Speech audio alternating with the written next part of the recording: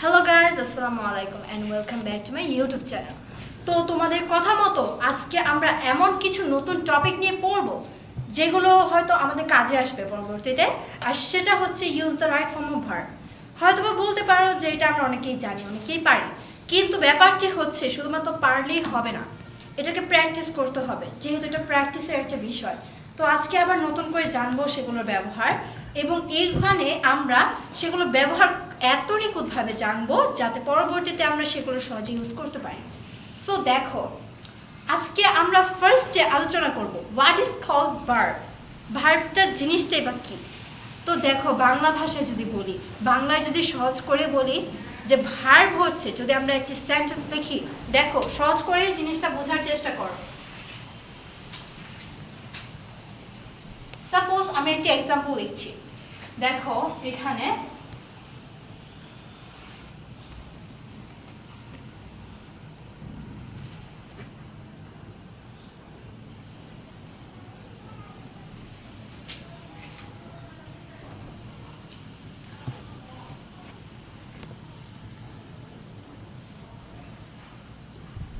Rifat cooks well, Rifat cooks well. এখন দেখো, আমরা যদি এক্সাম্পল দিয়ে দিই, বিষয়টি শিখি, তাহলে অনেক ক্লিয়ার হয়ে যাবে আমাদের জন্য। দেখো এখানে রিফাত কুকস ওয়েল, যদি একটি বাক্যে এরকম এরকম যদি একটি বাক্যে যে অংশটি দ্বারা বা যে ফার্স্ট অফ স্পিচ দ্বারা কোনো কাজকে নির্দেশ করে, কোন ধরনের কাজ করা হচ্ছে এরকম কোনো কিছু যদি নির্দেশ করে, তাহলে সেটাকে আমরা বলবো ভার্ব। অর্থাৎ verb is called an action word. Okay, তো দেখো রিফাত কুকস, এখানে কুকস হচ্ছে মূলত আমার ভার্ব। কেন এটাকে ভার্ব বলবো? কারণ আমি সংজ্ঞাতেই বলেছি, ডেফিনেশনেই বলেছি, তোমাদেরকে বলেছি বাক্যের যে অংশ দ্বারা মূলত কাজ করা বুঝাবে, মানে একটা অ্যাকশন করা বুঝাবে, তাহলে সেই ক্ষেত্রে সেই বাক্যে যে কাজটাকে বোঝানো হচ্ছে সেটাই মূলত ভার্ব। তো দেখো রিফাত কুকস ওয়েল, যদি এটা বাংলা করি, রিফাত খুব ভালো রান্না করে, তাহলে রান্না করে এটাই হবে ভার্ব। রান্না করাও তো একটা কাজ, তাই এটাকে আমরা ভার্ব বলতে পারি। তো আশা করি তোমরা ভার্বের সংজ্ঞাটি খুব ভালোভাবে বুঝতে পেরেছো। যদি এইভাবে এক্সাম্পল দিয়ে দিয়ে করো, তোমাদের জন্য খুব ইজি হয়ে যাবে বিষয়টি। এখন আসি ভার্বের প্রকারভেদ। ভার্বের কিছু প্রকারভেদ পড়ব। তো ভার্ব কত প্রকার, যদি আমরা প্রশ্নটা করি, মূলত প্রশ্নের এই উত্তর ভার্ব অনেক প্রকারের হতে পারে, তবে আমরা দুই প্রকার নিয়ে আলোচনা করব আজকে, সেই ভার্বটাকে নিয়ে। তো দেখো দুই প্রকারের মধ্যে কোনগুলো আছে।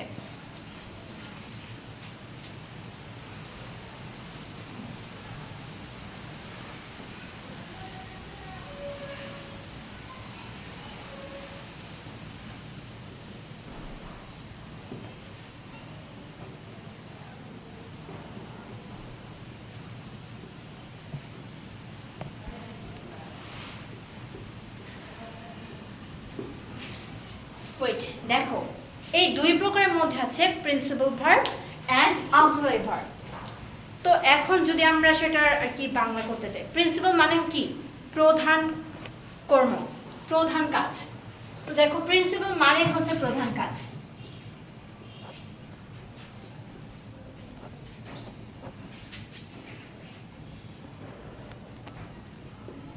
প্রিন্সিপাল মানে প্রধান। দেখো অক্সিলারি, তো আজকে এই টপিকে আমরা অক্সিলারি ভার্বটাকে নিয়ে মূলত আলোচনা করব। আমার প্রধান আলোচনা এটাই, সঠিকভাবে জানবো আজকে অক্সিলারি ভার্বটাকে নিয়ে। তো দেখো অক্সিলারি মানে কি? Auxiliary means helping, help. Auxiliary similar ওয়ার্ডটা হচ্ছে হেল্প। যদি এটাকে হেল্প বলি, হেল্প মানে কি? সাহায্য। হেল্প মানে কি? সাহায্য। তো যদি এরকম বলি অক্সিলারি ভার্ব, যদি অক্সিলারিকে বাংলায় করতে চাই তাহলে হবে সাহায্যকারী। আর ভার্ব মানে ক্রিয়া, সাহায্যকারী ক্রিয়া বা কাজ, যেটাই বলতে পারো, সাহায্যকারী কাজ।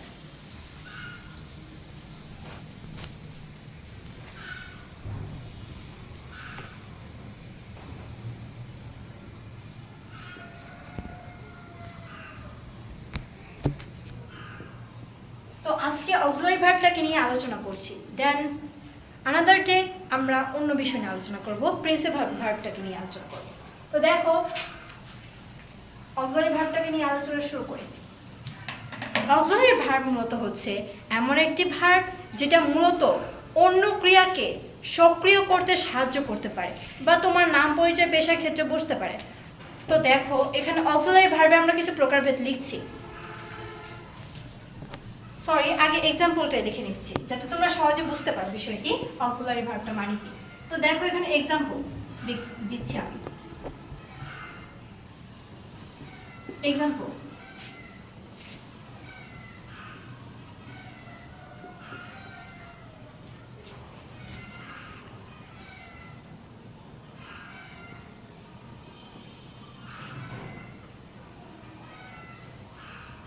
she is playing now, she is playing now। তো দেখো এখানে অক্সিলারি ভার্ব আমরা কোনটাকে বলবো? এখন প্রশ্ন হচ্ছে এটা, আমরা তো জানি অক্সিলারি ভার্ব হচ্ছে এমন এক ধরনের ভার্ব যেটা মূলত অন্য ক্রিয়াকে সক্রিয় করতে সাহায্য করে। তো দেখো এখানে মূল ভার্বটা, এই যে এখানে যে অ্যাকশন ওয়ার্ডটা আছে এটার আগে যে ভার্বটা বসেছে she is playing, প্লেইং এর আগে যে ভার্বটা তাহলে হবে ইজ হচ্ছে আমার কি অক্সিলারি ভার্ব।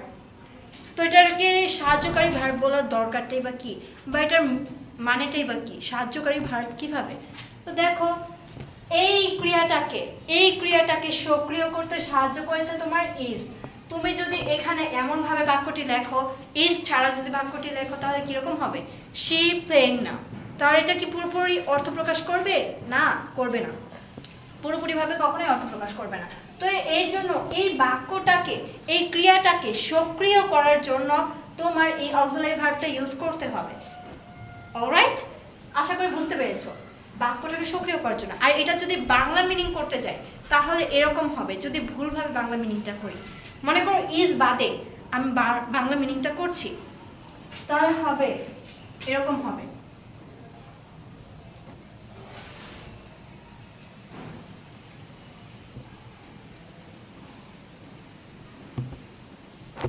সে খেলে এখন, হবে কি সে খেলে এখন, তখন কিন্তু বাক্যটি পুরোপুরিভাবে অর্থ প্রকাশ করবে না। আর যদি ইজ সহ করি, মানে অক্সিলারি ভার্বের হেল্প নিয়ে করি যদি আমরা, তাহলে বাক্যটি পরিপূর্ণভাবে অর্থ প্রকাশ করবে। তখন বাক্যের মিনিং হবে এরকম ভাবে, সে খেলছে এখন, সে খেলছে এখন, এরকম হবে বাক্যের মিনিংটা। তো এটা পার্থক্য অবশ্যই বুঝতে পেরেছো। আর যারা অক্সিলারি ভার্বের মতো ভুল করো, আশা করি যে তোমরা অক্সিলারি ভার্বের ব্যবহারটা আর কি করতে জানবে ধীরে ধীরে।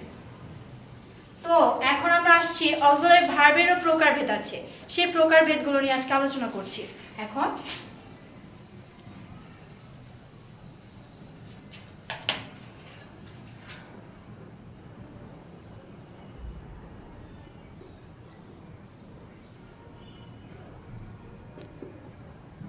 অক্সিলারি ভার্ব ব্রেক ডাউন করলে, মানে ভাঙলে, অক্সিলারি ভার্বকে ভাঙলে 3 ধরনের ভার্ব কিন্তু পাওয়া যাবে, আমরা অলরেডি ফাইন্ড আউট করতে পারবো। তো এখানে একটা ছক আকারে লিখে দিচ্ছি, তোমরা চাইলে নোট করে নিতে পারো।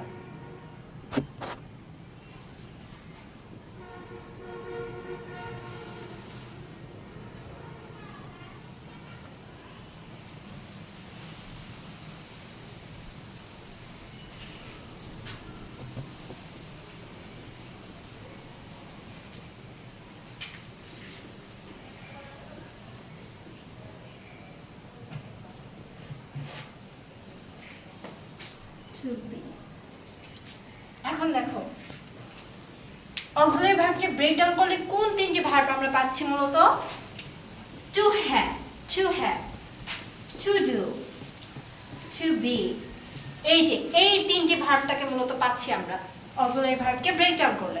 এখন দেখো এই 3টা ভার্বকে ব্রেক ডাউন করলে কোন কোন ভার্বগুলো পাওয়া যাবে, এটাই হচ্ছে আসল প্রশ্ন। তো দেখো to have verb break down করলে বেশ কয়েকটি ভার্ব পাওয়া যাবে। তো এখন আমরা এটাকে ব্রেক ডাউন করব।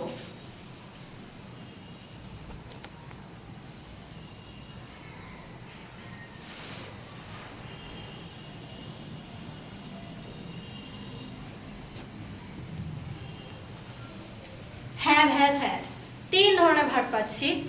এখানে টু হ্যাভ আমরা পাচ্ছি 3 ধরনের ভার্ব। এটা হচ্ছে হ্যাভ হ্যাজ অ্যান্ড হ্যাড। এখন দেখো টু ডু, টু ডু এরকম আমরা তিনটা ভার্ব পাবো এখানে টু ডু এর মধ্যে। দেখো আমি প্রমাণ করছি। Do, does and did. Do does did পাচ্ছি। এখন দেখো টু বি, টু বি ভার্বটাকে ব্রেক ডাউন করলে কয়টা ভার্ব পাবো দেখো। এখন এখানে একটু বেশিও পাইতে পারো তোমরা। am, is, are, was, were। এখানে পাচ্ছি am, is, are, was, were পাচ্ছি আমরা। তো এখন আমরা আলোচনা করছি টু হ্যাভ ভার্বটাকে। যদিও তোমাদের কাছে ইটস রিয়েলি হার্ড, এটা কঠিন হতে পারে, তবে তোমরা যদি এটা প্রতিনিয়ত প্র্যাকটিস করো ইজিলি তোমাদের মাইন্ডে ঢুকে যাবে, তোমরা সহজে বেয়ার ইন মাইন্ড করতে পারবে। তো দেখো এখানে যদি এখন টু হ্যাভ ভার্বটাকে নিয়ে আলোচনা করবো আমরা।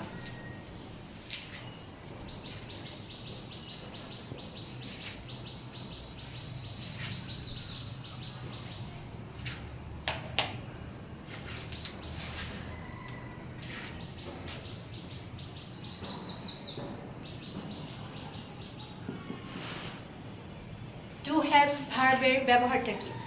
টু হ্যাভ ভার্ব তখন ইউজ করবে যখন কারো মালিকানা বা কারো কোনো জিনিস আছে এরকম বোঝায়, বা present perfect tense, past perfect tense, future perfect tense এরকম ক্ষেত্রে তোমরা হ্যাভ ভার্বটা ইউজ করতে পারো।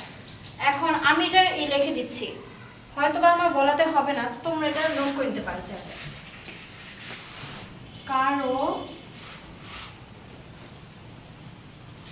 কোনো কিছু আছে,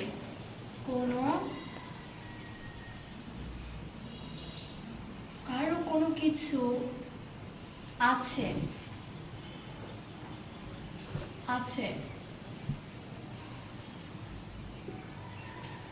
প্রেজেন্ট পারফেক্ট,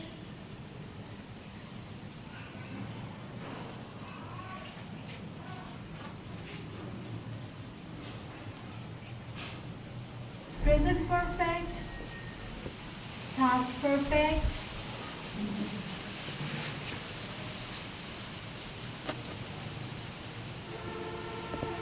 future perfect,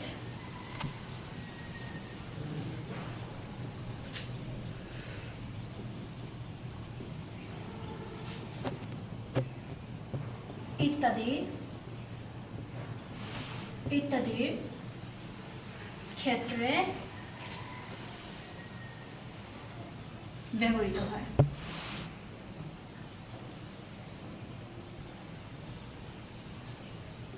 দেখো এখন আমি কারো কোনো কিছু আছে বা মালিকানা এরকম যদি বোঝাই তাহলে দেখো এক্সাম্পলটা এরকম হবে।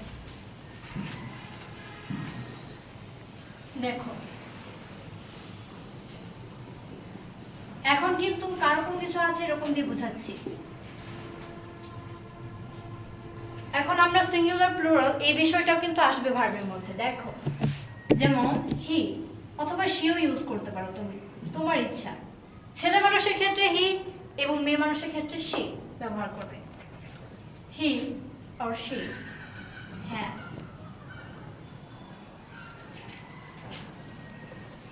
two cats। দেখো হি অর শি, আমি এখানে শিটা ইউজ করব কারণ আমার জন্য এটা comfortable. She has two cats। দেখো এখানে শি এর পরে হ্যাজ কেন বসলো? নিয়মটা হচ্ছে যদি কোনো সিঙ্গুলার, খদল singular subject, singular verb, plural subject and plural verb, ব্যবহারটা মনে রাখবে। Singular subject, singular verb, plural subject, plural verb. তো এখানে হ্যাভ ভার্বের কিছু সিঙ্গুলার ফর্ম আছে, মানে একটাই হ্যাভ ভার্বের সিঙ্গুলার ফর্ম একটাই। হ্যাভ এটা যদি সিঙ্গুলার হয় তাহলে হবে হ্যাজ। হ্যাভের সিঙ্গুলার হ্যাজ, এটা কিন্তু প্লুরাল, সে প্লুরাল আর কি, প্লুরাল আমরা এটা পরে জানবো। আর এটা কিন্তু সিঙ্গুলার, এক বচনের ক্ষেত্রে বসবে এটা, আর এটা বহু বচনের ক্ষেত্রে বসবে। হ্যাঁ এখন দেখো এখানে সে একজন মানুষকে বুঝিয়েছে, মানে সে এর পরিবর্তে যদি আর কি এটা একটা মেয়ের পরিবর্তে বোঝানো হয়েছে, তাই এখানে হ্যাজটা তুমি ইউজ করবে। এখানে কোনোভাবে no way you can make have. I think you understand this. দেখো এখানে কিন্তু তুমি হ্যাভটা কখনো ইউজ করতে পারবে না, এখানে হ্যাজটা ইউজ করতে হবে, কারণ সে হচ্ছে সিঙ্গুলার। হ্যাজ, এই ক্ষেত্রে হ্যাজ। আবার দেখো they have some fruits. They have some fruits. এখানে they পরে have কেন বসলো? Because they is plural. এটা অনেকগুলো মানুষকে একত্রে বোঝানো হয়েছে, তাই যদি প্লুরাল have এর প্লুরাল ফর্ম তো হ্যাভই হবে, তাই না? এখানে প্লুরাল ফর্মটা ইউজ করবে। এখানে কিন্তু হ্যাজ দিলে আবার চলবে না, এখানে কোনো ভুল করা যাবে না। they have some fruits, এই জন্য হ্যাভটা বসেছে they এর পরিবর্তে, they এর জন্য কিন্তু হ্যাভটা বসেছে। আবার যদি এখানে হি অথবা she থাকতো তাহলে কিন্তু এখানে আমরা হ্যাজ দিতাম। এখন দেখো কারো কোনো কিছু আছে, এটা বাদ গেল। এখন আমরা যাব প্রেজেন্ট পারফেক্ট টেন্সে। প্রেজেন্ট পারফেক্ট টেন্সের ব্যবহারটা জানবো। এই টেন্সের আলোচনাও কিন্তু আমি গত অনেক আগের ভিডিওতে করেছিলাম। এটা দেখো এখানে she has done the work, done the work। এখানেও আগের মতো বললাম না, singular subject singular verb and plural subject plural verb বসবে। দেখো এখানে she সিঙ্গুলার, এর জন্যই হ্যাজ বসালাম। আর এটা কিন্তু কি টেন্সের মধ্যে যাবে? এটা যাবে প্রেজেন্ট পারফেক্ট টেন্সে, বিকজ এখানে পার্টিসিপল ফর্ম কিন্তু করে আছে। ভার্বে কিন্তু তিনটা রূপ থাকে, অ্যাকশন ভার্বে কিন্তু তিনটা রূপ থাকে। এরকম উদাহরণ আমি দিচ্ছি, ডু, ডিড, ডান। এই যে এটা হচ্ছে প্রেজেন্ট ফর্ম,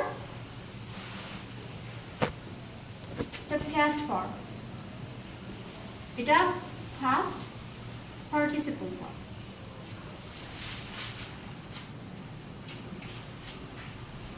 পার্টিসিপল, এটা পাস্ট পার্টিসিপল।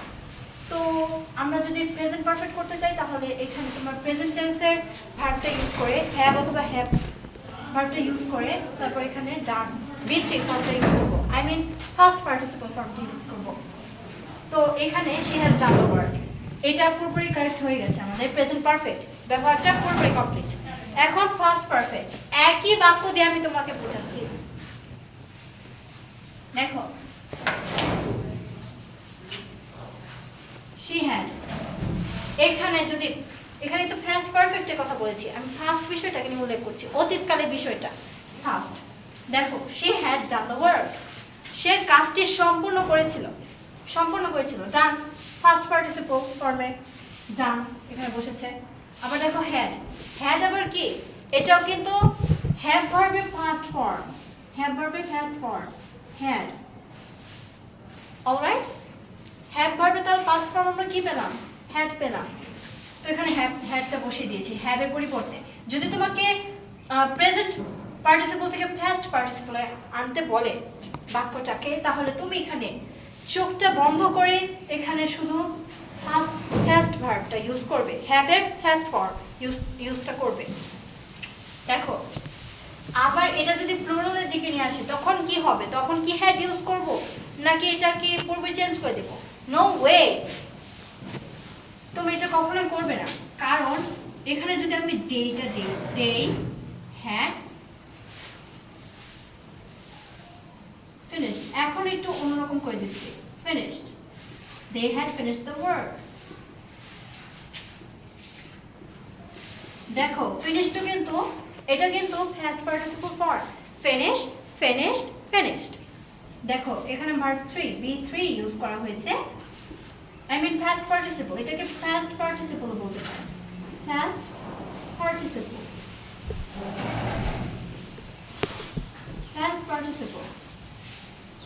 অলরাইট, এখানে দেখো হ্যাভের ফার্স্ট ফর্ম হ্যাড।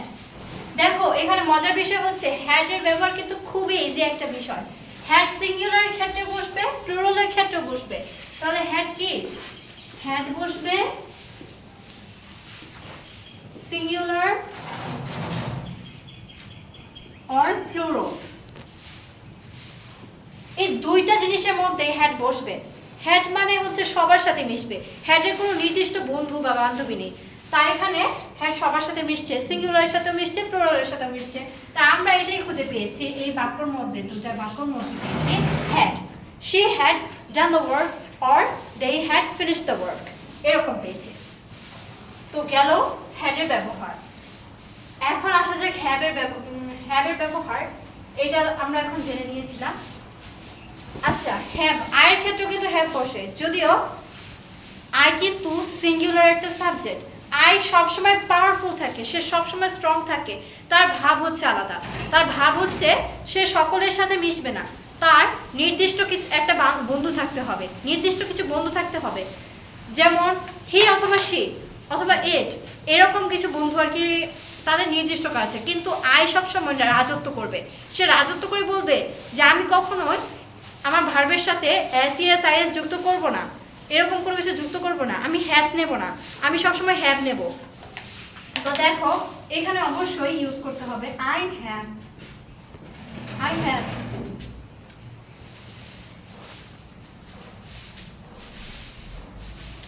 সরি, এখানে আমি একটা ভুল করেছি, ফিউচার পারফেক্ট, এটা তোমরা দিতেও পারো, কারণ লাস্টে হ্যাভ ভার্বটা ইউজ হয় এরকম।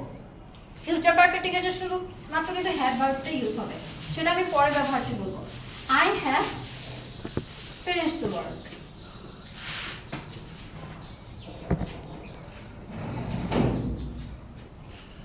I have finished the work. এখন দেখো আমি বলেছি আই সবসময় রাজত্ব করবে, সে কোনো যে কারোর সাথে মিশতে পারবে না, তার মধ্যে ভাবটা থাকবে আমি বড়লোক, আমি বড়লোকের সাথে মিশবো, এরকম ভাব থাকবে। সে সবসময় পাওয়ারফুল জিনিসটাকে গ্রহণ করবে, যেগুলো দে গ্রহণ করে, দে আর কি আই মিন প্রোনাউন যেটা ইউজ করে, প্লুরাল সাবজেক্টিভ প্রোনাউনটা যেটা ইউজ করে সেটা সে ইউজ করবে, আই সবসময় এটা ইউজ করবে। তাই এখানে কোনো বিষয় বলা যাচ্ছে না যে আই সবসময় হ্যাজ গ্রহণ করবে। এখন বাক্যটি দেখো, I have finished the work, এই বাক্যটি কিন্তু সুন্দর দেখাচ্ছে আর মাধুর্যপূর্ণ দেখাচ্ছে। যদি আমি বলি I has finished the work, বাক্যটি কিন্তু কারেক্ট হয়নি, ওটা ভুল হয়েছে, কারণ আই সবসময় রাজত্ব করে থাকে, বিষয়টি বলেছি আমি। আই সবসময় কি হ্যাভ গ্রহণ করবে, এই বিষয়টা মনে রাখতে হবে, আই সবসময় হ্যাভ গ্রহণ করে। অলরাইট, এটা আমরা ফার্স্ট ফর্ম আর প্রেজেন্ট ফর্মের ব্যবহারটাকে নিয়ে বলেছি, হ্যাভ এর ফার্স্ট এন্ড প্রেজেন্ট ফর্ম ব্যবহারটা বলেছি।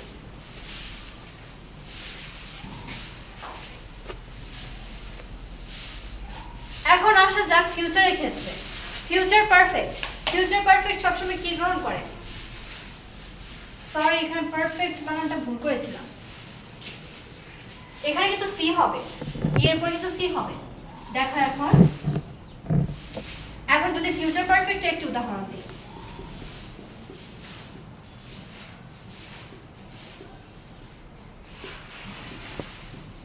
ফিউচার পারফেক্ট কি করে এখন আমরা জানবো। ফিউচার পারফেক্ট মানেটা হচ্ছে ভবিষ্যতে কোনো কাজ সম্পূর্ণ হয়ে যাবে, প্রায় পুরোপুরি কমপ্লিট হয়ে যাবে, সেই ক্ষেত্রে ফিউচার পারফেক্ট টেন্সটা ইউজ করবে। এখন দেখো আমরা এক্সাম্পল দিচ্ছি, এটা কিন্তু সব ধরনের সাবজেক্টের ক্ষেত্রে এক্সাম্পল দিচ্ছি।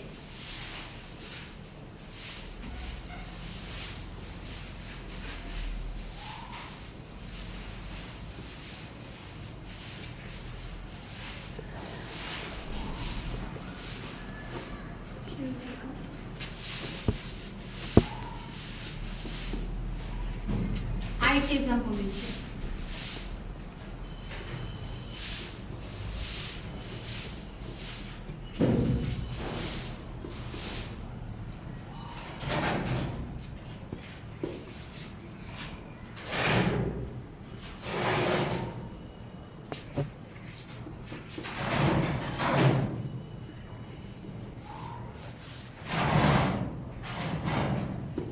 এখন দেখো আমরা দেখছি শের পরে কিন্তু হ্যাভটা ইউজ করা হয়েছে। আমরা কিন্তু আগের নিয়মে জেনে এসেছি যদি আর কি প্রেজেন্ট ফর্মে থাকে বাক্যটি, তাহলে শি বা অন্যান্য খ দলের সিঙ্গুলার সাবজেক্টের ক্ষেত্রে আমরা কিন্তু কখনোই হ্যাভ ইউজ করতে পারবো না, হ্যাজ ইউজ করব। তো দেখো এখানে ভবিষ্যৎকালের সময়, এটা সবসময় অপরিবর্তনীয় থাকবে হ্যাভটা, মানে হ্যাভই থাকবে, হ্যাভের প্রধান রূপটাই থাকবে হ্যাভ। তো এর জন্য আমি হ্যাভটা দিয়েছি। এখন দেখো she will have gone to school, মানে কি সে স্কুলে যে থাকবে, সে স্কুলে যাবে, মাস্ট এরকম। এখন দেখো উইল কিন্তু একটা মডাল ভার্ব, শেল একটা মডাল ভার্ব, উইল একটা মডাল ভার্ব। এটা ব্যাপার আমরা পরবর্তীতে জানবো। তো একটা জিনিস জেনে রাখো, মডাল ভার্বের পরে কত তুমি ফাস্ট টু এগুলো ইউজ করতে পারবে না। তো আশা করি তোমরা এটি বুঝতে পেরেছো। আর আমার চ্যানেল নতুন হয়ে থাকলে অবশ্যই সাবস্ক্রাইব করে দেবে। ধন্যবাদ সবাইকে, আসসালামু আলাইকুম।